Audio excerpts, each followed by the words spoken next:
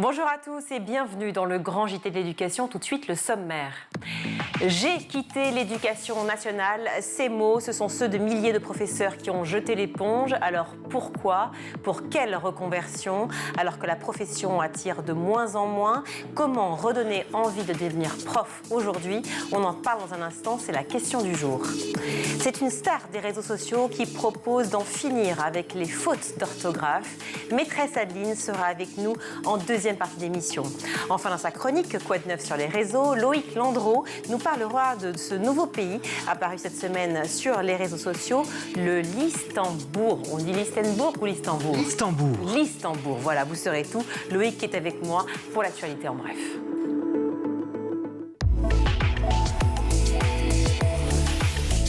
Alors mon cher Loïc, pour l'actualité en bref, on commence avec l'Assemblée nationale où hier, Elisabeth Borne a une nouvelle fois engagé la responsabilité de son gouvernement. Pour la 4e fois consécutive, la Première ministre a effectivement utilisé l'article 49.3 qui permet, je vous le rappelle, de faire passer un texte sans débat et sans vote des députés. Une nouvelle fois, évidemment, l'opposition a immédiatement dénoncé ce passage en force sur l'ensemble du projet de loi de finances 2023, mais a surtout dénoncé l'absence de débat autour de l'école. Les discussions relatives au budget de l'enseignement scolaire avaient déjà été reportées le 28 octobre dernier. Elles devaient avoir lieu hier, mais le recours au 49.3 a du coup étouffé tout dialogue. La NUP et le Rassemblement national ont déploré cette opacité autour de ce qui représente quand même le premier budget de l'État pour 2023. Et le matin même, d'ailleurs, en Conseil des ministres, 40 millions d'euros de crédits pour l'école étaient annulés. Oui, c'est ce qu'on appelle le projet de loi de finances rectificative. C'est un texte qui permet donc de rectifier le budget de l'État en cours d'année. Et hier, effectivement, la loi de finances 2022 a été modifiée. Le gouvernement a accordé de nombreuses rallonges pour lutter contre l'inflation, notamment pour les ménages les plus modestes, les agriculteurs, mais aussi pour les universités et les Crous, ainsi que les filières d'apprentissage. Et de l'autre côté, eh bien, le gouvernement a donc annulé, vous l'avez dit, certains budgets de l'ordre de 40 millions d'euros alloués à la mission enseignement scolaire, qui est en fait un vaste mouvement de réinvestissement dans l'éducation à tous les niveaux et qui a été amorcé l'an dernier. L'État précise qu'il s'agit de crédits mis en réserve et que ces annulations ne remettent pas en cause la politique publique. Et pendant ce temps, la ministre de l'Enseignement supérieur et de la Recherche a annoncé des assises sur l'enseignement scientifique. Hier, Sylvie Retailleau a effectivement confirmé la tenue d'assises pour inciter les jeunes femmes à se tourner vers les filières et métiers scientifiques, informatiques et technologiques, précisant également que la place des jeunes hommes sur d'autres filières serait scrutée de très très près. La ministre souhaite sensibiliser les enseignants sur la question et fera un point sur tous ces sujets au printemps 2023. Sylvie Retailleau qui a également annoncé une mobilisation contre la précarité étudiante. Oui, ça fait suite à une vidéo bouleversante qui a été publiée sur TikTok ce mardi par Maëlle. Maëlle, c'est une étudiante réunionnaise boursière à Sciences Po qui affirme devoir vivre avec 100 € par mois. Son témoignage a été vu près de 7 millions de fois et une cagnotte, donc montée, ouverte par des internautes, a été mise en place pour lui venir en aide. Et Sylvie Retailleau a tenu à lui apporter son soutien et elle en a profité pour réaffirmer son engagement auprès des étudiants précaires. On l'écoute. Je veux aussi vous dire que je suis déterminée à vous aider. Revalorisation des bourses à 4%, aide de rentrée à 100 €, augmentation des APL, gel des loyers Crous, ou bien encore maintien du repas à 1 € pour tous les étudiants précaires.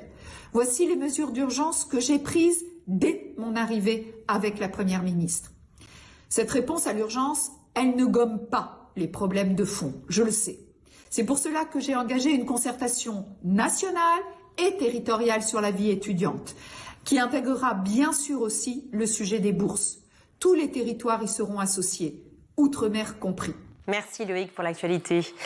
Pourquoi les profs quittent-ils l'éducation nationale aujourd'hui? Comment redonner l'envie de devenir prof et susciter des vocations? On en parle tout de suite, c'est la question du jour. Pour en parler, je suis ravie d'accueillir Laurence Pierson. Bonjour. Bonjour. Merci d'être avec nous. Vous avez été professeur des écoles, mais vous avez décidé d'arrêter en 2014. On va justement parler de tout ça. Face à vous, Norman Gourrier, un habitué, ravi de vous recevoir à nouveau. Merci d'être là. Merci à vous, bonjour. Bonjour, vous êtes le secrétaire national donc, du SNCL, le syndicat national des collèges et des lycées.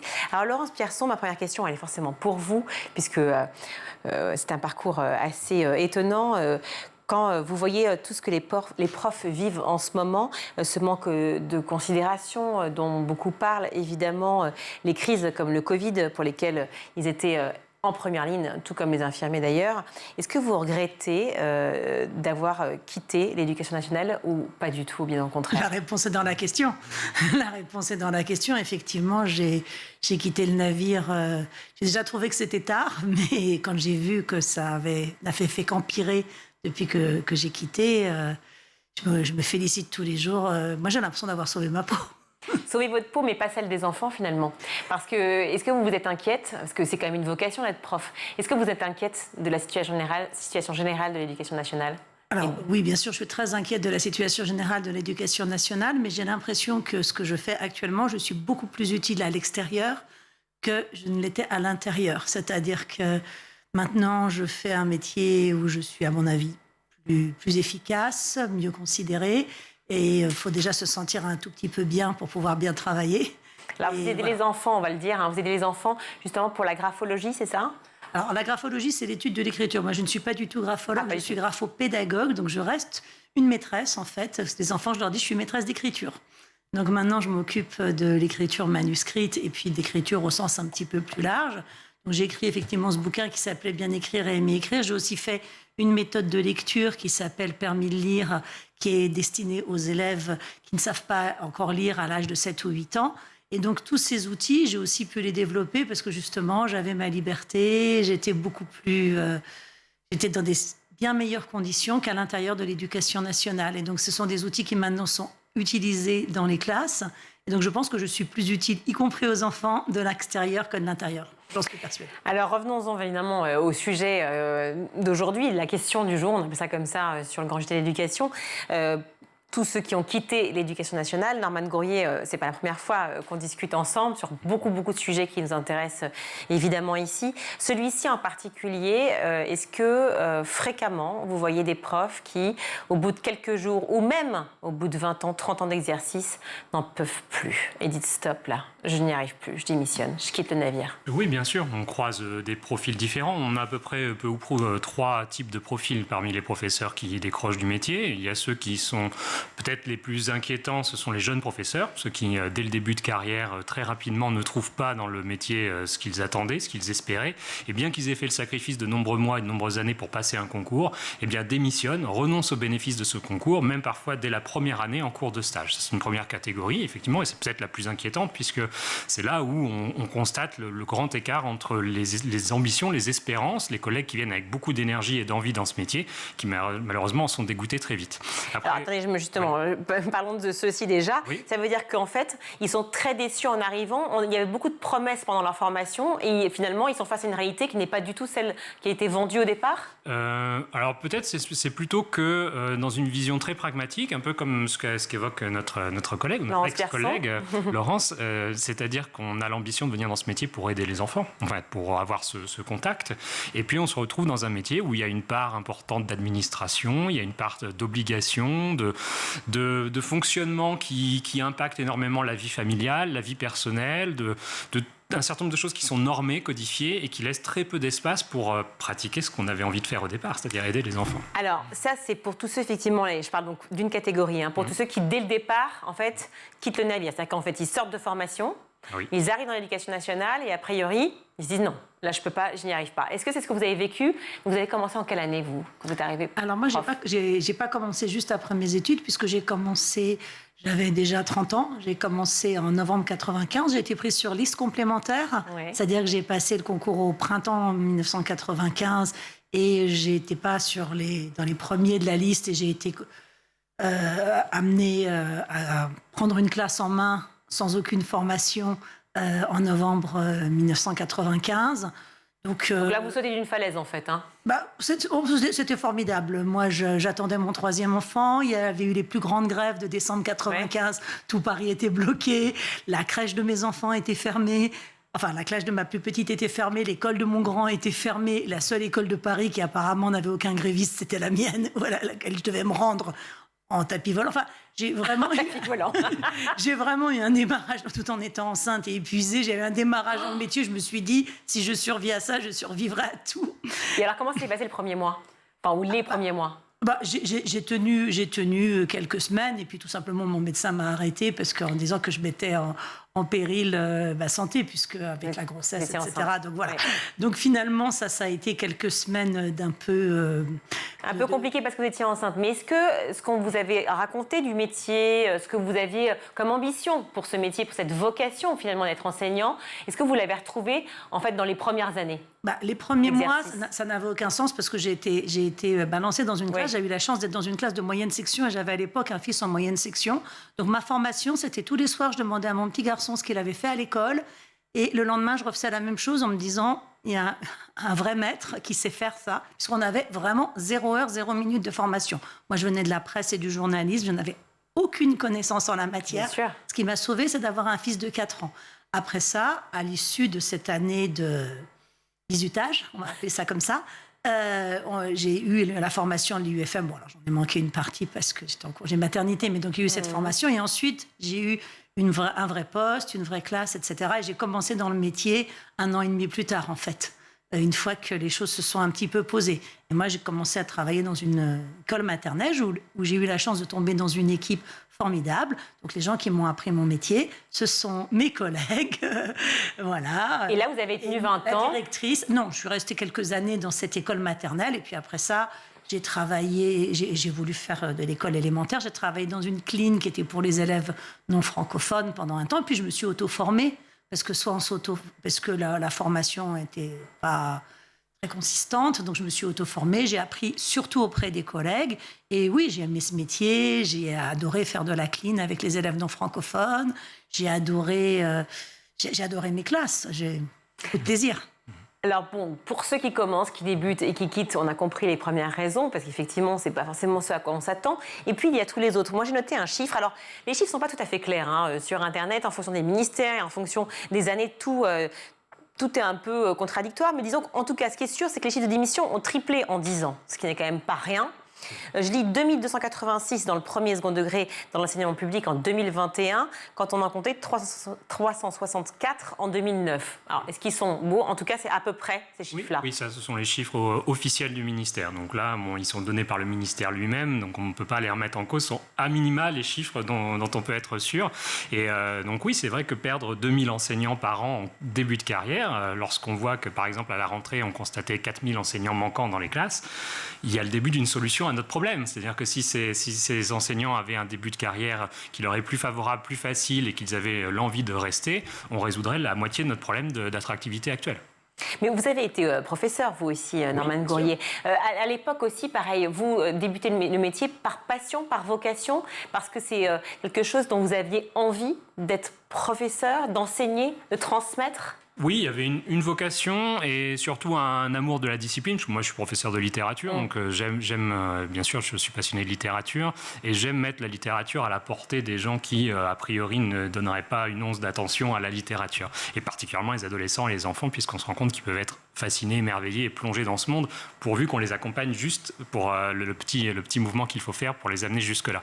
Donc, c'est ce qui m'a amené dans ce métier. Après, sur le terrain, j'ai même découvert avec grand plaisir la relation avec les élèves qui est forte. C'est vrai qu'il y a des liens affectifs, donc il y a des hauts et des bas. Il faut savoir la manœuvrer. Elle est très différente d'ailleurs au collège ou au lycée ou même à l'université, parce que moi j'ai travaillé sur les 3 niveaux. Et puis il y a cette fameuse formation officielle qui nous est donnée par les ex-IUFM, aujourd'hui qu'on appelle SP ou INSPE, et qui à l'heure actuelle est une machine à broyer de l'optimisme. C'est vrai qu'on y apprend très peu de choses utiles pour le terrain, pour faire son cours pour le lendemain. Et par contre, on est inondé de théories d'ailleurs qui changent tous les 6 mois, parce qu'il y a des vogues, des modes pédagogistes qui s'imposent parfois et puis qui changent une année d'après. Moi, par exemple, je fais partie de la dernière génération qui avait été sur un retour au littéral, un retour au magistral. C'était ce qu'on nous demandait beaucoup de refaire dans les classes à l'époque de ma formation. Et aujourd'hui, si je présente ça dans mes classes, c'est tout à fait l'inverse. On revient par acquérir ses savoirs par soi-même, par l'enfant, ne rien donner d'en haut. Donc on voit très bien qu'il y a une agitation de l'idéologie pédagogique dans notre pays qu'on répercute immédiatement, sans recul, dans les INSPE. Et les jeunes enseignants subissent tout ça, alors que ce qu'ils demanderaient, c'est déjà de connaître un peu les textes réglementaires, leurs droits, ce qu'ils ont le droit de faire, leur laisser du temps pour s'auto-former, parce que c'est vrai qu'on apprend beaucoup plus avec ses collègues qui ont 20 ans d'expérience qu'avec une personne qui nous fait un cours très, très théorique à l'INSPE. Oui, enfin, si vous pouvez avoir les deux, quand même, ce serait quand même pas mal. Si vous pouvez avoir aussi une formation n'est quand même pas délivrée et on l'a souvent critiqué ici.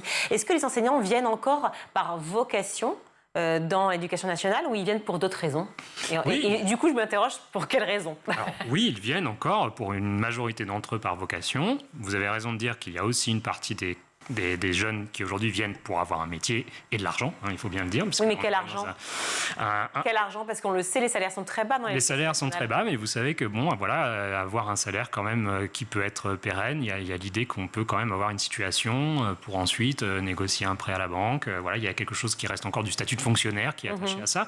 Donc il y a des personnes qui viennent chercher ça aussi, mais qui prennent ce travail comme ils prendraient n'importe quel autre. Et c'est aussi là la difficulté, puisqu'on doit expliquer à ces jeunes enseignants que ce n'est pas n'importe quel travail. Que c'est un statut, le fonctionnaire. Ça donne des droits, mais ça donne aussi des obligations. Et ces obligations, elles sont très très dures à entendre pour les jeunes générations aujourd'hui. Les obligations d'être dans n'importe quel point de France, puisqu'on commence la carrière au service de l'administration, qui peut donc nous placer dans n'importe quelle académie, même à 500 km de chez nous. Il faut être prêt à la mobilité, prêt à emmener sa famille si on a une famille derrière soi, prêt à aussi commencer remplaçant, puisque les postes fixes, ce n'est pas tout le monde qui en a un dès le départ de carrière, loin de là. Donc on fait plusieurs années sur la route, avec une affectation qui change tous les 6 mois, tous les ans, et ça peut durer plusieurs années avant de se stabiliser. C'est être prêt à beaucoup de concessions pour être prof, Laurence Pierson. Je sais que je suis entrée dans le premier degré quand j'ai décidé d'entrer dans l'enseignement. Une des raisons pour lesquelles j'ai passé le concours de professeur des écoles et pas le concours de professeur de français que j'aurais pu tenter un CAPES de français, parce que c'était pas inaccessible.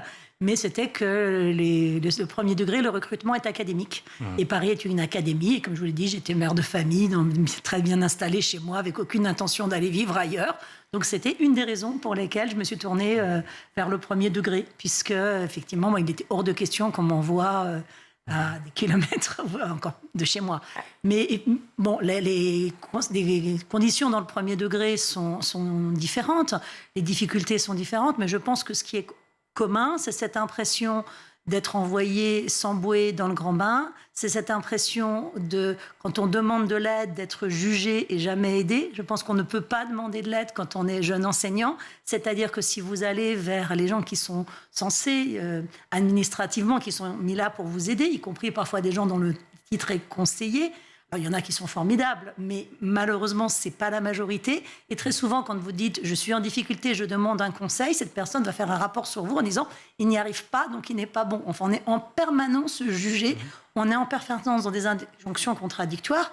Et comme vous le disiez tout à fait justement, ces injonctions changent en permanence. Moi, j'ai chez moi des rapports d'inspection me reprochant d'utiliser, par exemple, une méthode de lecture strictement syllabique, parce qu'à l'époque où j'enseignais dans cette classe, ce n'était pas du tout la mode, par des inspecteurs qui, 8 ans après, l'imposent à tout le monde et vont faire un très mauvais rapport si vous utilisez 4 mots en global en début d'année, parce qu'on est passé d'un extrême à l'autre et que la liberté pédagogique qui est là, elle est de plus constamment remise en cause. Et puis c'est ça. Une façon... on a tort d'avoir raison trop tôt. On a aussi tort. La ligne du parti est très mouvante et il faut toujours suivre la ligne du parti. On parlait de salaire tout à l'heure avec Norman Gourrier. À quel salaire, si vous avez envie de le dire, vous avez commencé ? Alors, à quel salaire j'ai commencé ? Je ne me souviens plus exactement. C'était il y a longtemps. Je sais que ce n'était pas grand-chose. Je peux vous dire à quel salaire j'ai terminé. J'ai passé le cap des 2 000 € grâce au supplément familial de traitement et à la prime de ZEP. Au bout de 19 ans de carrière. Au bout de 19 ans de carrière. 2 000 €. C'est-à-dire que c'est littéralement un salaire d'appoint. C'était mes bonnes œuvres. Enfin, je caricature à peine. Pour vivre à Paris avec une famille de 3 enfants, ce n'est pas un salaire digne de ce nom. Donc effectivement, ça je peux vous dire à combien j'ai terminé. À combien j'ai commencé, je ne me souviens plus honnêtement. Dans les 1200, 1300, je ne sais plus. Donc quand vous entendez aujourd'hui qu'un enseignant qui commence début de carrière est à 2 000 € par mois, cela vous rassure ? Écoutez, je ne sais pas. Les prix ont augmenté aussi depuis l'époque. Donc, est-ce qu'un salaire de 2 000 € par mois, ça correspond à ce que j'avais en 1995, qui d'ailleurs était en francs? Il faudrait faire le calcul. Ça j'en sais rien. Mais tout ce que je sais, c'est que il y avait une époque où les enseignants pouvaient être propriétaires de leur logement, avoir une petite résidence secondaire et voilà, c'était pas des gens riches, mais c'était des gens qui étaient dans la petite bourgeoisie tout à fait correcte. Et maintenant, on a quand même l'impression que les jeunes enseignants ont énormément de mal à boucler leur fin de mois et ne s'en sortent pas. Énormément de mal. 2 000 €, si c'est effectif, parce que ça ne l'est peut-être pas encore. Non, hein, Ah, pour l'instant, on l'attend, on l'espère, mais il faut savoir que pour le moment, la réalité, c'est que c'est 15 ans de carrière pour les atteindre, les 2 000 €. C'est ça, c'est encore 15 ans de carrière. Ça veut donc dire qu'on peut imaginer que la rentrée prochaine, c'est pas 4 000 absents, mais peut-être 10 000, peut-être 15 000 absents au niveau des professeurs. Oui, en plus, puisqu'il y a des effets de seuil, et d'une année sur l'autre, là, on craint beaucoup pour l'attractivité de l'année prochaine, pour le recrutement. Alors, ce qui va aider un peu le gouvernement, c'est l'effet démographique, puisqu'on a une légère baisse du nombre d'enfants scolarisés. On avait eu une très grosse entrée sur les dernières années dans les premiers cycles, et donc là, avec la sortie du mini baby-boom des années 2000, on a un glissement qui fait qu'il y aura un peu moins d'enfants. Donc ça va cacher la misère, si je peux dire, pendant une année ou deux, mais le problème se reproduira. Hein, dans 3 ans ou dans 4 ans, on reviendra sur une hausse démographique, et il y aura toujours la question, comment recruter 4 000, 5 000 enseignants supplémentaires par an. Alors, parmi les questions, en tout cas les sujets qui relèvent de ce déficit de profs et de ces démissions qui ne cessent d'augmenter effectivement chaque année des professeurs et d'enseignants de manière générale, il y a la question aussi de l'évolution de carrière. Les profs se sentent complètement perdus, c'est-à-dire qu'ils se disent mais je vais où en fait? Que j'ai 25 ans et que je démarre ou j'en ai 50, finalement je me sens pas reconnu. Oui, c'est un sacrifice que les nouvelles générations ne comprennent plus. C'est-à-dire qu'au XIXe siècle, s'engager dans la fonction publique au service de la France et partir au fin fond des campagnes pour, pendant 40 ans, vivre là où l'administration nous a dit de vivre et faire carrière de cette manière-là, c'était audible. Aujourd'hui, non, ça ne l'est plus. Les gens ne se voient plus même projetés pendant 40 ans sur le même métier, ni le même secteur. Il y a des accidents de vie, des choses qui font aussi qu'on a des envies de mouvement. Et cette mobilité-là, elle est totalement inexistante dans la fonction publique. Donc, entrer fonctionnaire, c'est faire le sacrifice d'une certaine mobilité professionnelle et donc d'une carrière qui est réduite à une évolution avec le temps, avec l'ancienneté, qui a un effet vicieux d'ailleurs, puisque vous vous retrouvez dans une situation où ce métier peut-être ne vous plaît plus, vous n'êtes plus en phase avec, il y a des choses qui deviennent intolérables pour vous, mais tout vous conduit à patienter, puisque c'est en patientant qu'on gagne de l'ancienneté, qu'on gagne des points, qu'on gagne des affectations plus favorables et un meilleur salaire. À patienter ou à vous engager différemment, parce que regardez, tous les deux, vous êtes des anciens finalement professeurs ou enseignants, et tous les deux, vous n'avez pas quitté l'éducation nationale, pour autant vous êtes engagés différemment pour continuer à être efficient, utile pour les autres, pour les élèves. Alors normal, je ne sais pas, mais moi j'ai bien quitté l'éducation nationale, j'ai envoyé ma démission et j'ai écrit... alors c'était l'époque où il y avait une indemnité de départ volontaire qui avait été créée, donc j'ai voulu bénéficier de cette indemnité de départ volontaire qui était, je crois à l'époque, enfin bon, peu importe. En tout cas, j'ai attendu le 1er janvier pour le demander sur l'année en cours. J'ai envoyé ma lettre le jour de la rentrée par la voie hiérarchique, en la doublant par recommandé, n'est-ce pas, par sécurité. Le jour de la rentrée, peut-être le 4 ou le 5 janvier, je n'ai littéralement jamais eu de réponse à ce courrier envoyé à la fois par la voie hiérarchique et par courrier recommandé. C'est-à-dire que le mépris de l'administration est tel, dans quel boulot est-ce qu'un salarié, un fonctionnaire, une personne qui veut démissionner, on ne lui répond même pas. On n'accuse même pas réception de sa lettre, enfin à part le truc de la poste, mais accusé de réception. Et je n'ai même pas eu d'interlocuteur parce qu'on ne m'a même pas dit ni oui ni non, on ne m'a pas reçu, on ne m'a pas parlé. À l'époque, les démissions d'enseignants étaient extrêmement basses. Ça faisait parler dans la salle des maîtres quand on disait « je démissionne ». Ça ne se faisait pas. Moi, à l'époque, je disais « je pense que ça va augmenter vu les conditions » et malheureusement, j'avais raison. Et j'ai mis des mois pour avoir simplement une réponse. Je n'ai rencontré personne de l'administration. J'ai fini par prendre une avocate spécialisée en la fonction publique pour écrire une lettre d'avocat pour exiger quoi ? Qu'on me réponde. Et j'ai eu le courrier me donnant une réponse acceptant ma démission, parce que vous savez que même une démission, elle est soumise à l'acceptation de l'administration. J'ai obtenu... Pour une entreprise, c'est la même chose. Oui, mais... Généralement, une entreprise, quand vous dites à votre patron « je démissionne », normalement, il vous reçoit. Normalement. Alors après, j'ai un peu travaillé dans le privé. Je n'ai que 10 ans de carrière dans le privé, je connais moins bien. Mais bon, quand même, on arrive quand même à voir quelqu'un, pas forcément... Ce mépris est terrifiant. Comme on dit dans le privé. Et donc, c'est hallucinant. Moi, me suis rendue au rectorat le lendemain de la de la fin de l'année scolaire, donc ça devait être le 3 ou le 4 juillet, parce que le rectorat était fermé le mercredi et il n'était ouvert aux personnes sans rendez-vous que le matin jusqu'à je ne sais pas quelle heure, en fait quand on était en classe, pour qu'on ne puisse pas y aller. Et j'y suis allée et j'ai fait le siège pour obtenir juste ma réponse. Voilà, c'est juste. Non, mais j'entends la frustration. Quand je dis que vous n'avez pas quitté, c'est que vous n'avez pas abandonné votre vocation finalement d'enseignante à vouloir en fait faire grandir les élèves en étant graphothérapeute. Vous y êtes presque, pédagogue. Ah, graphopédagogue, je vais y arriver, graphopédagogue. Parce que justement, je ne suis pas thérapeute. Les thérapeutes sont des gens qui soignent. Moi, je n'ai aucune culture du soin. Je ne suis pas du tout dans une profession paramédicale. Je continue à faire de la pédagogie. Et j'y tiens beaucoup. Maîtresse d'écriture, on va garder ça. Maîtresse d'écriture, ça me plaît beaucoup. Et formatrice d'enseignants, parce que, en fait, maintenant, mes collègues, je les vois, et aussi, je connais très bien leurs souffrances, parce que j'en vois beaucoup, parce que j'organise des formations pour les enseignants, donc sur l'apprentissage de la lecture au-delà de 8 ans, sur le geste graphique, sur l'écriture à la maternelle, etc., sur tous ces sujets. Et donc, je les vois, ils viennent à mes formations. Et là, ils me parlent et je vois bien dans quelle situation ils sont. Et j'ai énormément, évidemment, d'empathie et d'admiration pour les gens qui continuent à faire le métier de l'intérieur. Moi, j'ai lâché.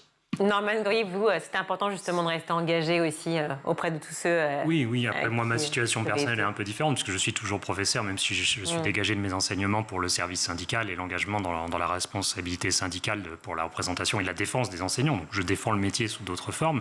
Mais ce que vous évoquez, c'est la troisième catégorie dont je voulais vous parler. Ce sont des enseignants ou des professeurs qui ont un parcours vraiment vétéran et qui, au bout d'un moment, se disent que le salaire, la considération, la manière dont la hiérarchie les traite, n'est pas en adéquation avec ce qu'ils méritent. Et ils commencent à penser à la reconversion.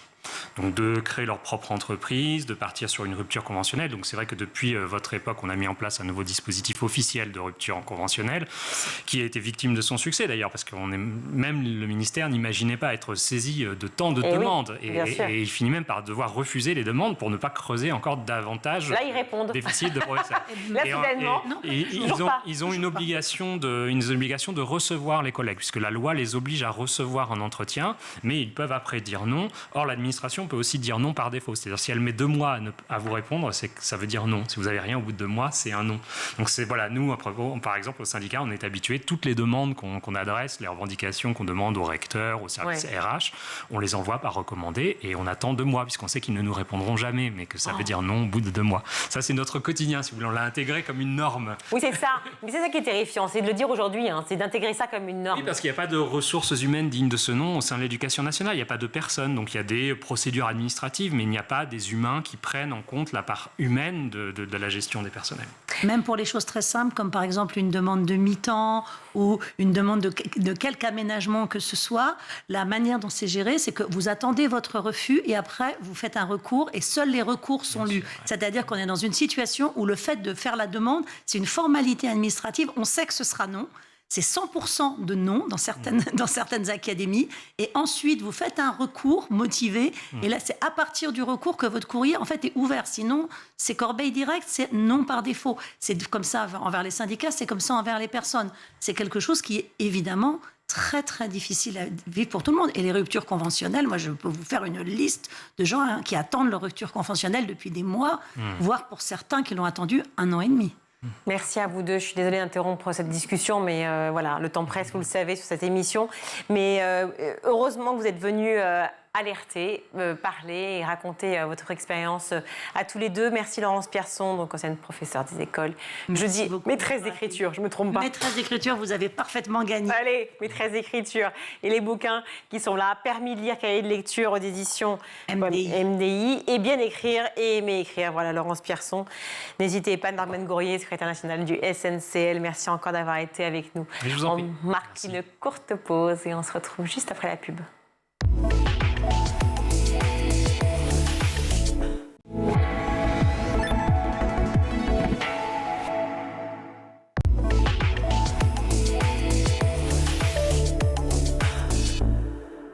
De retour sur le plateau du Grand JT, et comme je suis content, j'ai le droit de crier ma joie, oui j'ai le droit. Elle cartonne sur les réseaux sociaux avec plus de 3,5 millions, je crois, d'abonnés sur les réseaux sociaux pour qu'on dise enfin adieu aux fautes d'orthographe Fini les fautes, c'est le nom de son ouvrage qui est sorti aux éditions Les Petites Fiches Marabout début septembre. Bonjour maîtresse Adeline. Bonjour. Merci d'être avec nous. J'adore ce petit pied de nez dès le départ qui a fait réagir Loïc et que j'ai puni en disant non, pas maintenant, tu ne dis pas ça hors plateau, tu le feras avec nous. Oui, fini, attention, fini, F-I-N-I-E-S. On fait tous la faute ? Il y en a beaucoup, mais après, ça dépend de la ponctuation en plus. Si on met une virgule, on peut dire I, parce que c'est fini les fautes avec un I. Mais fini les fautes sans la virgule, c'est les fautes qui sont finies. Voilà, les fautes qui sont finies, donc on accorde. Ah, et vous le saviez, vous ? Oui, oui, moi ça me rend dingue, principalement cet accord-là, mais aussi tout ce qu'on voit sur les réseaux sociaux en termes d'orthographe. Je pense qu'il est martyrisé depuis bien trop longtemps et il est temps qu'on s'en occupe. Alors vous allez comprendre très clairement pourquoi maîtresse Adeline cartonne sur les réseaux sociaux. Regardez cette vidéo. Si je me balade, est-ce que je dois l'écrire avec 2 L ou avec un seul ? Balade avec 2 L est une œuvre poétique ou musicale. Avec un seul L, il permettra de se promener. On prend en effet qu'une seule direction. La paire d'L nous permettra de s'envoler ou de nous évader, beaucoup plus poétique. Nouvelle écriture cursive pour les nouveaux écoliers. Effectivement, depuis quelques années, on simplifie le geste d'écriture. On oublie les traits d'attaque et les petites boucles. Certaines personnes trouvent ça moins joli sans la petite boucle. Mais est-ce qu'on veut que ça soit joli ou tout simplement lisible ? Je dis lisible car cette simplification sert par la suite à éviter la déformation des lettres. La petite boucle n'est pas interdite, mais pour les élèves en difficulté, ça les aide énormément. Et vous, êtes-vous plutôt ancienne écriture ou nouvelle écriture ? Dites-le moi en commentaire. Un carton total, maîtresse Adeline, pour pouvoir comprendre justement la bonne manière d'écrire les choses, à la fois sur le niveau graphique, graphologique, je ne sais pas comment on dit ça, et aussi en orthographe, évidemment. Quand est-ce qu'a commencé ? C'était quand la première vidéo ? Pendant le premier confinement. Donc maintenant, ça fait 2-3 ans. 16 mars 2020. Voilà. Je connais par cœur la date. J'étais au théâtre ce soir-là, je jouais. Ça a été plutôt en avril, quoi. J'ai dû poster la première vidéo en avril, quand je commençais peut-être à m'ennuyer. Et cette vidéo a cartonné. L'orthographe, ça parle à tout le monde finalement. Ça parle à tout le monde, ça parle beaucoup à vos élèves. Alors je parle avant, justement, juste avant de faire la vidéo. Vos élèves étaient passionnés par l'orthographe, ce qui n'arrive jamais en fait en cours. En général, c'est plutôt assez rébarbatif. C'est vrai qu'il faut essayer de trouver des nouvelles techniques pour rendre l'orthographe assez ludique et intéresser les élèves. Faire 5 exercices d'affilée, c'est pas ce qui motive le plus. Et si on fait ça sous forme de jeu, là, ou même par équipe, ça les motive. Mais comment on peut faire pour apprendre l'orthographe sous forme de jeu et par équipe ? Expliquez-moi. On peut faire 2 groupes dans la classe, ou un par un, ou des duels. Le premier qui dit l'orthographe, est-ce que c'est le A avec accent ou A sans accent et l'équipe remporte le point. Et vous étiez suivi par le chef d'établissement et par toute l'équipe pédagogique lorsque vous proposiez des jeux ? Oh, mais ça, je pense que beaucoup d'enseignants le font actuellement parce que justement, ça plaît aux élèves. Alors, vous consacrez 4 heures par semaine pour tourner justement ces vidéos. En parallèle, vous enseignez, vous continuez. Vous avez très envie justement de maintenir ces 2 caps parce que je crois que vous êtes un peu grisé aussi par ce succès, forcément, sur TikTok et sur Instagram, qui est quand même phénoménal. Et tant mieux, on est ravis. Mais vous aviez envie, c'était une vocation pour vous, l'enseignement, et donc envie de maintenir les 2 ? Ah oui, j'ai envie de continuer à être avec les élèves, c'est ce qui me plaît. Travailler avec les enfants, leur apprendre plein de choses. Mais les réseaux sociaux, ça a pris de l'ampleur et puis ça plaît aux adultes aussi. Donc finalement, j'enseigne un peu aux petits et aux plus grands. Bah oui, vous enseignez à Loïc Landreau, par exemple. Oui, alors, il adore. Moi, je suis très à cheval sur l'orthographe. Je trouve que dans la société dans laquelle on vit, c'est une marque de... Je ne saurais pas comment dire. Ça donne une image ça de donne soi. une image de soi très importante, de savoir écrire comme il faut. Et c'est ça qui fait la différence entre quelqu'un et quelqu'un. Vous voyez ce que je veux dire ? Oui. Pour moi, c'est très important. C'est un ressenti aussi de vos élèves ? Après, mes élèves, à part les plus grands, CM1, CM2, les plus petits ne savent pas forcément que je suis sur les réseaux sociaux.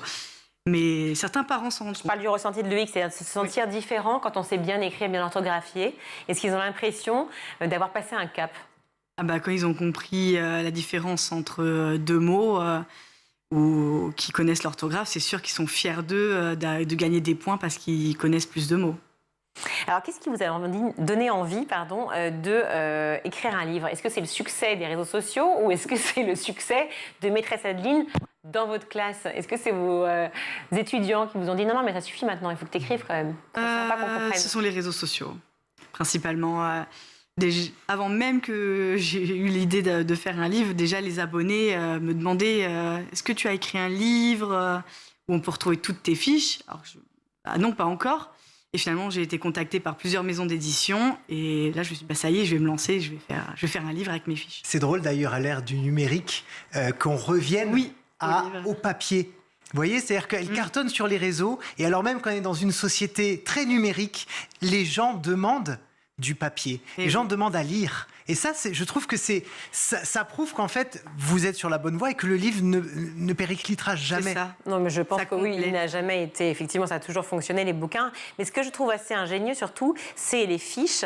Ce sont, d'ailleurs, je n'ai pas de c'est les fiches, c'est pas bon. Ce sont les fiches qui sont extrêmement synthétiques. Par exemple, le COD, là... C'est quoi le COD? Le COD est le complément d'objet direct. Donc, pour le trouver dans une phrase, il faut poser la question qui ou quoi, juste après le verbe et un exemple. Et en fait, voilà, c'est ce qu'il y a de plus simple. Est-ce que c'est la manière d'enseigner, finalement, celle de vos collègues, alors sans les critiquer, évidemment, sans des noms, mais enfin, on a tous été étudiants. Est-ce que la manière d'enseigner, finalement, l'orthographe avant, était un peu compliquée, avec des fiches dans tous les sens, avec des tonnes de leçons qui étaient incompréhensibles, on s'y perdait? Après, c'est peut-être aussi quand on est petit, on a d'autres priorités. Et puis quand on grandit, on se rend compte de l'importance de l'orthographe. Et en s'y intéressant, ça devient plus simple. On est aussi plus mature quand on est plus grand. Et au final, on comprend mieux. Vous étiez une bonne élève? Globalement, oui. Mais après, j'avais quand même des difficultés pour l'orthographe et le français. Vous avez des difficultés, vous rencontrez des difficultés en dyslexie aussi? Parce que j'étais dyslexique, donc apprendre à lire, ça a été compliqué.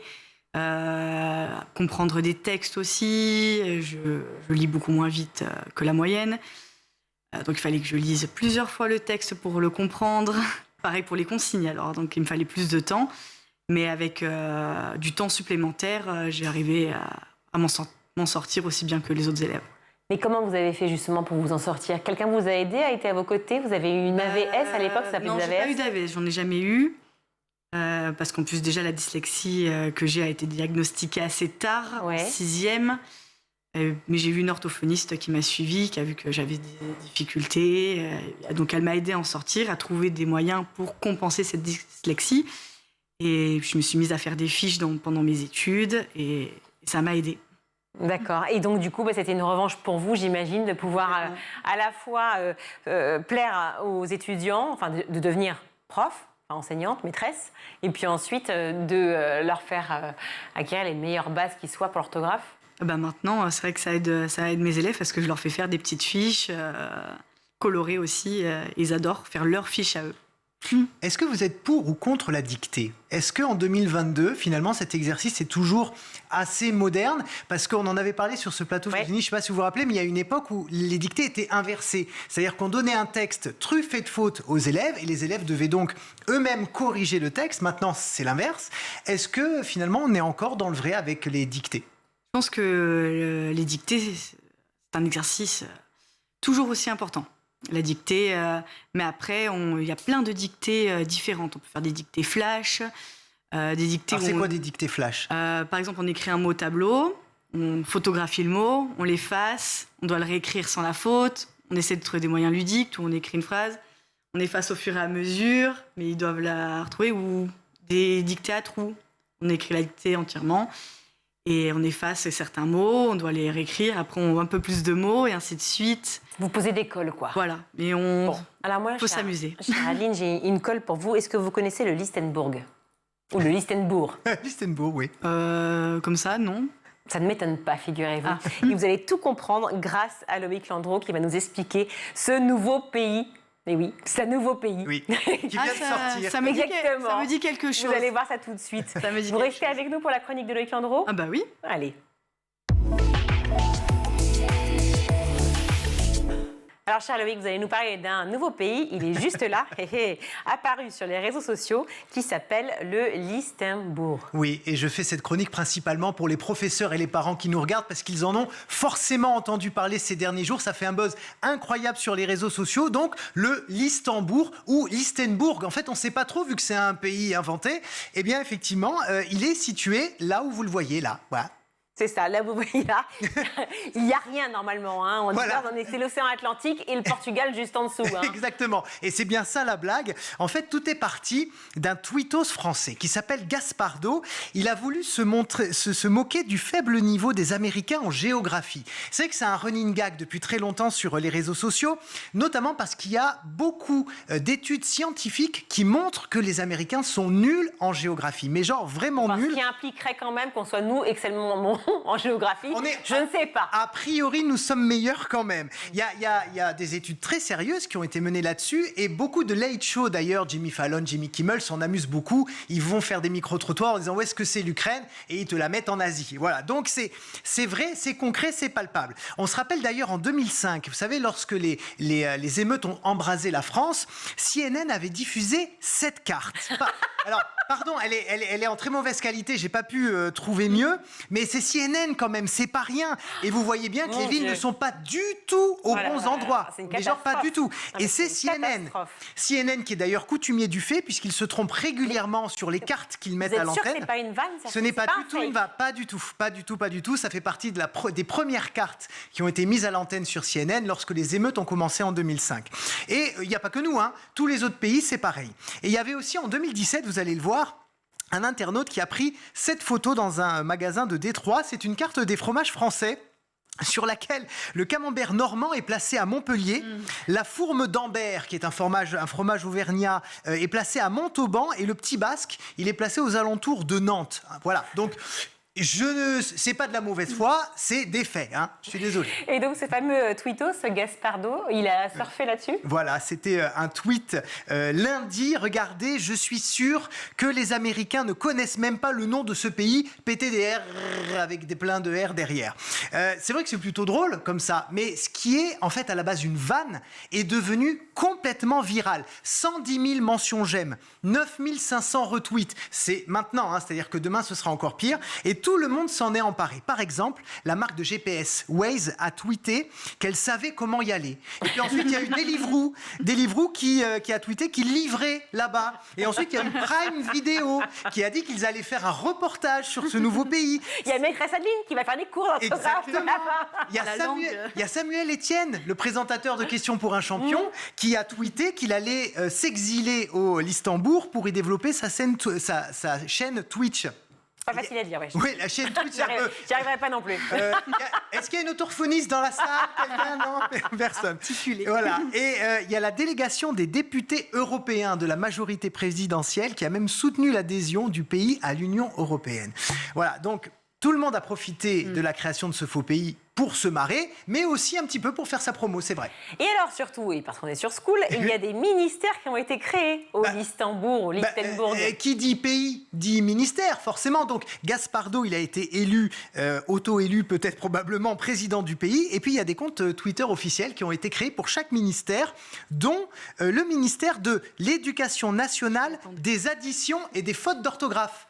Et donc ça, c'est pile poil. J'y vais. Voilà. Le salaire, vous pourriez vous adapter. On va négocier. Ouais, pour être secrétaire d'État de ce ministère, donc de l'Éducation nationale, des additions et des fautes d'orthographe. Et comme vous allez le voir, le pays a annoncé mardi une revalorisation de 30% du salaire des enseignants, précisant que monsieur le ministre du Luxembourg tenait à ce que les professeurs mangent 3 repas par jour. C'est évidemment une référence à l'actualité de nos enseignants et aux fameux 10 à 25% d'augmentation promis par Emmanuel Macron. Le faux ministère a également annoncé que l'université du Luxembourg avait intégré le programme Erasmus et qu'il allait donc accueillir 10 000 étudiants l'année prochaine. Et alors, si vous êtes prof, que vous vous embêtez ici en France, eh bien, vous pouvez aller enseigner là-bas. Il y a un formulaire qui a été créé sur Twitter. Vous remplissez, vous mettez votre nom, votre prénom, ce pourquoi vous voulez aller au Luxembourg, votre numéro de téléphone, et puis peut-être que demain, vous serez enseignant là-bas. Paraît que c'est génial. Tout le monde est millionnaire. Il fait beau 365 jours par an, c'est le bonheur. Et oui, c'est le principe du faux pays. Mais peut-être que ceux qui ne connaissent pas bien la géographie vont se diriger vers le Portugal et qu'il va y avoir un afflux. Et oui, à la conséquent. Il fait ça sur la côte du Portugal, mais il n'y a rien après. Maintenant, c'est la mer. Tant mieux. Alors, vous acceptez ou pas la proposition des 30% de revalorisation du salaire? Je vais remplir le formulaire. Je vais voir si je suis prise. C'est alléchant. Merci Loïc. Allez, tout de suite, c'est l'heure de Souvenirs d'écoliers. Et cette semaine, Malika Ménard reçoit Laurent Mestret. Puis, il y a l'émission qui a changé ta vie. Koh-Lanta. Ouais, Koh-Lanta, mais j'avais déjà fait un peu de télé déjà avant. J'avais à Koh-Lanta, c'était en 2011, donc j'avais 29 ans. Ouais. Donc moi j'aimais bien tout ce qui est un petit peu hors du commun, un truc un peu ouf. Et donc. T'avais fait quoi avant? J'avais fait un peu de. J'étais partie d'un groupe disco et tout. Je faisais un peu de télé. Ouais. Disco? Ouais, je faisais partie d'un groupe disco. Comment on est passé de. Mais non, parce que j'étais dans la danse. C'était mon métier, un petit peu la danse, et ils cherchaient des chanteurs et. T'as chanté aussi? Ouais, enfin, pas vraiment, j'étais plus plutôt c'était des covers. Non, c'était des covers. Pour les gens, on chantait, mais c'était pas nous, tu vois. C'était plus des danseurs. Donc j'avais déjà fait des télés, j'avais déjà fait des émissions avec Koé et tout, en tant que danseur, quoi, tu vois. Ouais. Et donc ouais, j'ai fait Koh-Lanta en 2011. J'étais pas un fan, même à l'heure actuelle, je suis pas un grand fan de Koh-Lanta, mais ce qui me plaisait, c'est vraiment le côté aventure, le côté un peu ouf, quoi, le côté un petit peu voyage, un petit peu ouais, tu sais pas où tu vas. Aussi. Ouais, et puis j'aime bien tout ça, j'aime beaucoup le voyage, donc ça m'a vraiment plu. Tu vois, il faut savoir que quand tu fais Koh-Lanta, tu sais pas où tu vas. Tu sais, quand tu es à l'aéroport, tu sais même pas où tu vas. Tu suis tout le monde, mais tu sais pas où tu vas. Et donc j'aimais bien ce côté-là, un peu aventurier, mais je l'ai pas du tout fait pour passer à la télé, c'était pas du tout mon but. Et d'ailleurs, je n'ai failli ne pas le faire, justement, à cause de ça, à cause de la médiatisation, parce que ça m'aurait mis un peu de barrière à cause du mannequinat, quoi. Comment tu intègres le casting? Figure-toi que j'avais une connaissance qui me tenait un petit peu au courant des castings. Elle m'avait appelé elle m'avait appelé pour quoi? Pour des émissions de séduction, pour l'île de la tentation, te dire, ouais, je suis sûre qu'il tous ces trucs-là. Et moi, ça m'a jamais plu, tout ce qui est séduction et tout, parce que j'arrive pas à me prendre au sérieux, tu vois. Je l'aurais pas fait, je l'aurais pas bien fait du coup. Et du coup, elle m'a dit, tiens, en ce moment, il y a le casting de Koh-Lanta, est-ce que ça te dirait de le faire? Et je me suis dit, ouais, je vais réfléchir, parce que moi, il y avait un truc qui me bloquait, c'est que j'ai horreur des insectes. Je suis c'est vraiment ma phobie. Ah ouais. Et du coup, je me suis dit, est-ce que je le fais? Je le fais pas. Et mon père, un petit peu, qui me boostait à le faire. Et mais je me disais, non, pas trop chaud. Et finalement, j'ai donné ma lettre de motivation en l'étant comme je suis. J'avais mis un peu de conneries dans ma lettre de motivation, en disant que j'étais un peu ouf, que j'étais pas vraiment un fan de l'émission. Mais moi, ce qui me plaisait, c'était l'aventure. Donc en fait, j'ai vraiment écrit une lettre comme je suis vraiment. Je ne cherchais pas à tout prix à être pris, quoi. Et donc, j'ai passé les castings et puis je suis parti à l'aventure en 2011. Et puis, j'ai refait en 2014, puis en 2021, parce que, voilà. Est-ce que tu réfléchis parfois à ce qu'aurait pu être ta vie si tu n'avais pas participé à Koh-Lanta?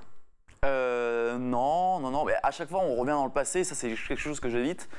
Mais ouais, parce que maintenant, tu sais, les destins a décidé comme ça. Mais je sais pas du tout comment aurait été ma vie si j'avais pas fait Koh-Lanta, mais ça aurait été peut-être pas la même sûrement pas la même. J'aurais pas eu cette médiatisation si j'avais pas fait Koh-Lanta, ça c'est sûr. L'émission t'a beaucoup apporté, mais il y a aussi eu récemment, ça t'a coûté avec les accusations de tricherie. Comment t'as géré ça? Non, ça m'a pas coûté. C'est vrai? Non. Après, quand t'es médiatisé, forcément, il faut accepter les médias qui essayent de raconter un petit peu des conneries à droite à gauche. J'ai démenti, j'ai dit sur mes réseaux sociaux que tout était faux. Mais bon, voilà, les gens ils croient ce qu'ils veulent, puis ça me dérange pas, c'est comme ça. T'as pas été épargné quand même sur les Oui, mais c'est comme ça. C'est comme ça, tu vois. Y a ça te touche pas? Non, il y avait des trucs un peu relous parce que quand t'es accusé d'un truc que t'as pas fait, c'était un peu chiant. Mais bon, faut l'accepter. Moi, ça me faisait rire. Voilà. C'est en fait ce qui m'a surtout surpris, en fait, c'est la bêtise des gens et l'idiotie des gens de croire des choses qui viennent de nulle part et sans preuve. Et je me suis dit, tiens, c'est ouf. À quel point les gens peuvent croire à quelque chose, quelque chose qui a été déposé sur Instagram. Quelqu'un qui a dit, ouais, Laurent fait partie de... Ah, ça vient d'Instagram. Ça vient d'Instagram. Après, ça vient d'un journaliste qui voulait vraiment ma peau. Je ne citerai pas son nom. Ouais, qui a été contacté par un ancien de Koh-Lanta. Enfin bref, toute une histoire. Mais non, moi, j'ai rien à voir là-dedans. C'est déjà la fin de ce numéro. On se retrouve demain, toujours en compagnie de Laurent Mestret, pour la suite de Souvenirs d'écoliers. À demain. Merci Malika et à demain. Tout de suite, c'est le Zap sur School TV. Tout se joue dès l'école, Nicolas. en primaire, on a encore des rêves, on se dit tiens, on va pouvoir aller chercher toutes les professions possibles et imaginables, même inventer celles qui n'existent pas encore pour 2030. On le rappelle, c'est une de nos thématiques préférées ici, 85%, nos stats aussi, 85% des emplois de 2030 ne sont pas encore créés à ce jour. On rêve quand on est en primaire et puis ensuite, au fur et à mesure de son parcours scolaire, on se trouve confronté à la réalité, peut-être aussi au fait qu'aujourd'hui, les formations qui sont proposées, les parcours scolaires, ne sont pas forcément en adéquation avec l'agilité qu'il va falloir avoir pour pouvoir aborder ce futur, tout simplement. Exactement. Et comme dit Gaël, ce qui est sûr, c'est qu'il y a une pression à partir de la 3e, mais une pression qui est beaucoup imposée aussi de l'extérieur, des parents, du corps professoral, etc., où il y a une angoisse qui se crée et qui est transmise après aux plus jeunes. Et ça n'aide pas, bien évidemment.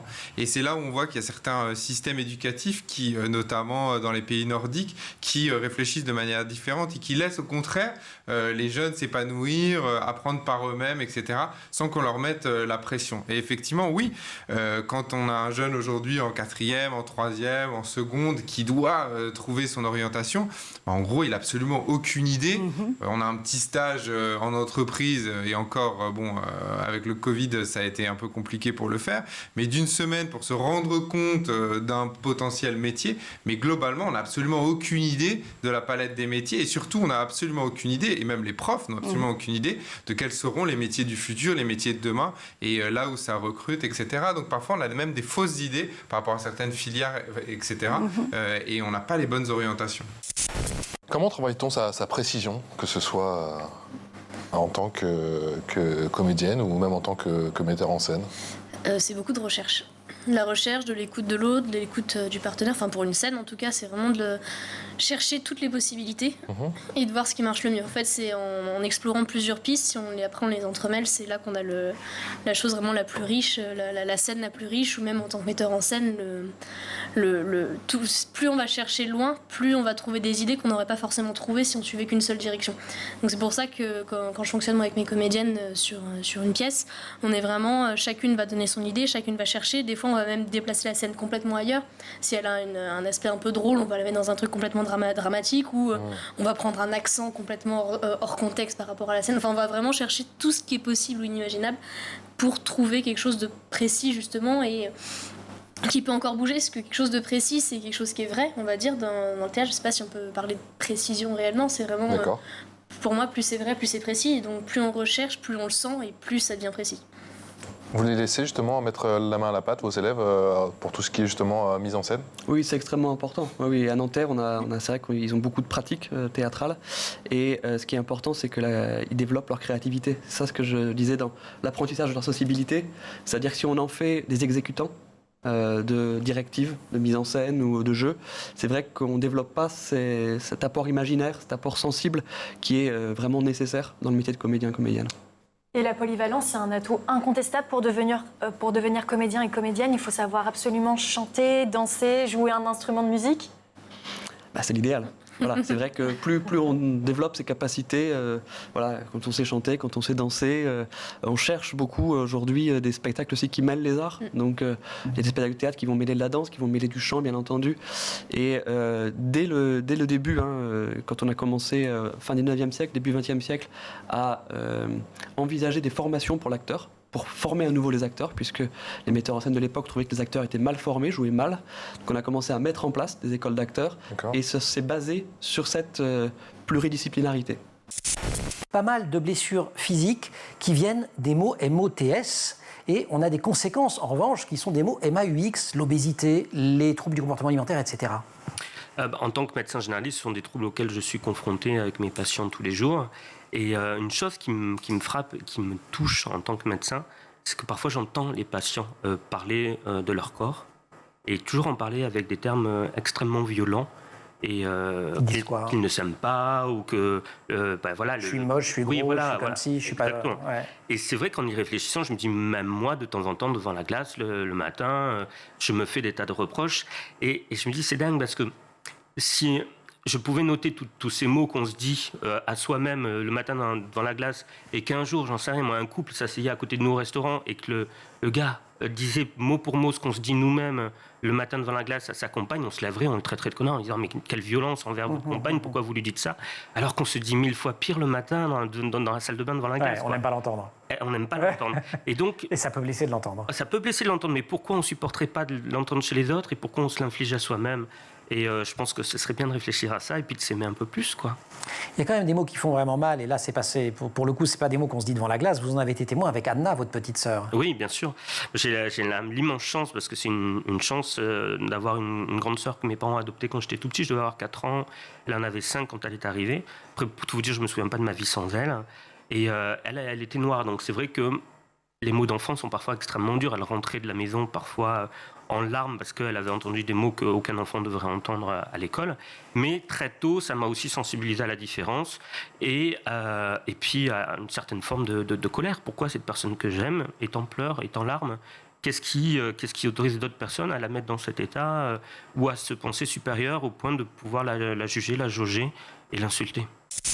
Nanomédecins, on l'a cité tout à l'heure, psychologues de robots, dépollutionneurs. On va aussi vers cette économie de plus en plus éco-responsable, sportifs augmentés, artistes transgéniques, réensauvageuse. Alors, il y a quand même des termes qu'il va falloir expliciter ici avec toi, Nicolas. Réensauvageuse, c'est quoi exactement comme profession? Alors, réensauvageur, c'est... vous voyez Jurassic Park? C'est un peu ça. C'est-à-dire recréer des écosystèmes qui ont disparu, notamment avec l'ADN et les progrès qu'on a fait. D'ici quelques temps, on va pouvoir réintroduire des espèces. Et donc, il va falloir comprendre les espèces, comprendre comment elles interagissent les unes avec les autres. Donc, voilà... reproduire des écosystèmes et donc petit à petit refaire apparaître des espèces qui ont disparu et recréer des écosystèmes sains.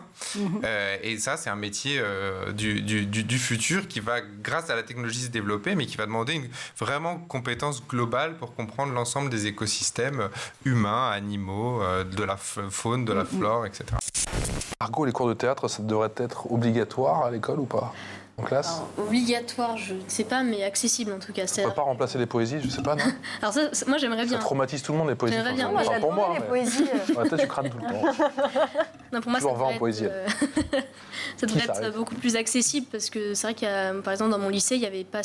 Quand j'étais dans mon lycée, il n'y avait pas d'option théâtre. Il y a beaucoup de... Ou alors, c'était sur un temps entre midi et 2, donc soit on faisait pas la pause, enfin, soit on n'allait pas manger, soit... Enfin, c'était toujours un choix. Moi, je pense qu'on devrait laisser une possibilité aux adultes, comme aux élèves, comme aux enfants, comme à tout le monde, de pouvoir accéder à ça et de le découvrir. Le forcer, je sais pas, parce que c'est... Et ça pourrait donner un point de vue un peu négatif, parce que si on n'est pas forcément à l'aise avec son corps, avec sa voix, avec le fait de proposer, ou qu'on est timide, c'est pas forcément quelque chose où on va être à l'aise, mais au moins de permettre de découvrir. Donc obligatoire, je sais pas, mais plus accessible en tout cas. Pareil? Oui, pas obligatoire. Je pense qu'il y a deux sujets par rapport au théâtre à l'école. C'est d'un, la formation des enseignants, justement pour que les récitations de poésie soient plus agréables. Moi, je suis arrivé dans le métier, en effet. Non, mais on prend la parole devant... On connaît plein de gens que ça a traumatisé, il n'y a pas que moi. Hein. Oui, bien sûr. On prend la parole devant des classes et souvent on est sous-formé, disons, à l'oral. Et moi, ça m'est arrivé, hein, bien sûr. Donc, il y a d'une part la formation des enseignants et d'autre part une vraie réflexion à avoir parce que, bon là, aujourd'hui, la réforme du lycée, par exemple, j'ai beaucoup de collègues secondaires qui me disent qu'avec les options, les emplois du temps qui sont compliqués, il est difficile de mettre en place des ateliers théâtre en lycée. Donc, il y en a beaucoup qui disparaissent de ce fait. Et c'est vrai qu'il y a une réflexion à avoir pour essayer de trouver des créneaux qui puissent permettre l'accessibilité à ce type d'atelier. J'ai encore cette vision. Hein. Je vois encore la classe. J'étais tout petit. C'était du ronsard. Voilà. Je préfère pas continuer. Mais c'est vrai que je m'en souviens, ça m'a marqué. Ça a marqué effectivement toute ma vie. Un petit prodige de la peinture âgé de seulement 10 ans. Oui, Je ne sais pas si on peut dire jeune homme. Il a bien 10 un enfant. Oui. Ah oui, il n'a pas 120 ans, non, il a bien 10 ans. Donc il s'appelle Andrés Valencia et j'ai découvert son histoire grâce à mon quotidien. Andrés, il est américain et on le surnomme déjà le petit Picasso. Il expose déjà. Dernièrement, il a fait une expo dans une galerie d'art à New York et ça a plutôt très bien marché puisque les 35 œuvres qu'il a exposées se sont toutes vendues entre 50 et 125 000 euros. Regardez à quoi ça ressemble. Vous comprenez pourquoi on le surnomme le petit Picasso. Il y a une petite influence quand même. Mais c'est vrai que c'est complètement dingue de se dire que tout ça a été fait par ce petit garçon. Normalement, on va le voir. Il est haut comme 3 pommes. Voilà, 10 ans, tout petit. Alors, comment est-ce possible à l'âge de 10 ans? Alors déjà, il a beaucoup d'expérience. Pour ses 10 ans, il a commencé à peindre chez lui en Californie à l'âge de 4 ans, dans la salle à manger de ses parents. Et en plus d'être doué, il avait déjà tous les codes du business, puisqu'il vend ses peintures à sa famille $20 au début, jusqu'au jour où un ami de son père, Bernie Chase, qui possède une galerie d'art à New York, veut lui aussi lui acheter une œuvre. Il lui propose $100 et Andrés lui dit « Non, moi je veux 5 000 ». Je veux 5 000 et Bernie Chase accepte. Il va lui en acheter plusieurs et les exposer. Et ce qui va le rendre définitivement célèbre, c'est d'être exposé à l'Art Miami. Ah oui, c'est une des très grandes expos. Tout à fait. Art Basel, etc. Absolument très connu. Et donc son travail va plaire. Et peu à peu, les prix de ces tableaux vont monter. Il y a une obsolescence programmée des compétences dans les diplômes qui sont délivrés aujourd'hui. Le problème, c'est qu'il y a une déconnexion entre le diplôme et ce qu'on sait faire et les compétences. Aujourd'hui, le diplôme, ça a plutôt tendance à montrer que on a su apprendre par cœur et on a des connaissances et on a su les ressortir derrière et on a été validé par rapport à ça, par rapport à des connaissances. Sauf que ce qui fait la différence sur le marché du travail aujourd'hui déjà et demain encore plus, c'est les compétences. C'est qu'est-ce qu'on est capable de faire. Aujourd'hui, même la manière dont les entreprises, elles recrutent. On recrute par rapport à un diplôme. Parfois, on est obligé, c'est réglementaire, mais en règle générale, on recrute par rapport à un diplôme. Mais le diplôme ne préfigure pas du tout des compétences qu'on va pouvoir avoir. Moi, par exemple, sur le recrutement sur les entreprises, qui crée aussi beaucoup de discrimination, parce que pour plein de raisons qu'on connaît, moi, je suis pour qu'on fasse des tests de compétences. Ce que certains font. C'est-à-dire, à un moment, on va tester des compétences, les compétences dont on va avoir besoin. C'est pas des savoirs sur le métier, parce que de toute façon, le métier et les connaissances, elles évoluent tellement rapidement qu'aujourd'hui, il suffit d'aller sur un moteur de recherche pour avoir toutes les informations. Donc, c'est pas ça forcément la valeur ajoutée. Mais c'est la manière dont on va résoudre un problème complexe, c'est la manière dont on va communiquer, c'est la manière dont on va pouvoir inventer, créer des solutions, etc. Et ça, honnêtement, c'est possible de le mesurer. Et c'est ces compétences-là qui sont importantes. Et après, il y a plein de choses qui existent, Il y a la VAE, la validation des acquis de l'expérience, notamment, où on peut valider et donner des diplômes a posteriori à des gens qui ont exercé des postes pendant 2, 3, 4, 5 ans, etc. Oui, qui ont vraiment mis les mains dans le cambouis. Qui n'ont pas forcément le diplôme et qui, derrière, quand elles doivent changer de boîte, on leur dit « Ah non, ce poste, il n'est pas fait pour toi, tu n'as pas le diplôme exigé. » Sauf que tu as l'expérience et tu as les compétences. Et donc, c'est ça qu'il faut valoriser aujourd'hui. C'est les compétences. Et c'est là-dessus qu'il faut mettre le paquet. Voilà pour le ZAP. C'est la fin de ce grand JT notamment avec Maîtresse Adeline et son livre Fini IES. Merci de ne plus faire la faute. Donc, Fini les fautes. Voilà, édition Les Petites Fiches Marabout. Merci d'avoir été avec nous. C'est quoi quand même la règle la plus difficile en orthographe? Dernière question comme ça. Sûrement l'accord du participe passé. Ah oui, c'est celui-ci? Ah oui. D'ailleurs, quand je crie, non, quand je crie pas, quand je gronde mon fils sur l'accord du participe passé, finalement, parce que je fais partie de toutes ces mamans qui s'énervent. Est-ce que c'est avec avoir, être, un verbe pronominal? Est-ce que c'est un verbe suivi d'un infinitif? Il y a beaucoup de possibilités. Vous faites encore des fautes? Non, vous en faites non, plus. Moi c'est fini. Je fais très attention à ça. Je relis plusieurs fois d'ailleurs le texte. D'ailleurs, il faut toujours relire plusieurs fois. Oui. Très bien. Je suis un bon élève. Bien, maître. On se retrouve donc demain, même heure, canal 247 sur les Freebox, cooltv.com. Merci à tous de nous suivre. Vous nous écrivez, on vous répond. Est-ce que si on vous écrit, vous répondez aussi, maîtresse Adeline? Je réponds aux 3,5 millions de messages que vous recevez. Parce que j'en reçois beaucoup, mais si je tombe dessus, j'essaye de répondre. Et vous répondez, oui? Toujours, mais moi, personne ne m'écrit. C'est un peu le problème. À la réalisation aujourd'hui, Xavier Sanchez. Au son, Alex La Rochelle. Au maquillage, Laure Audemont. Et à la rédaction, Emma Guessel et Agathe Delannoy. Ciao, bonne soirée à tous.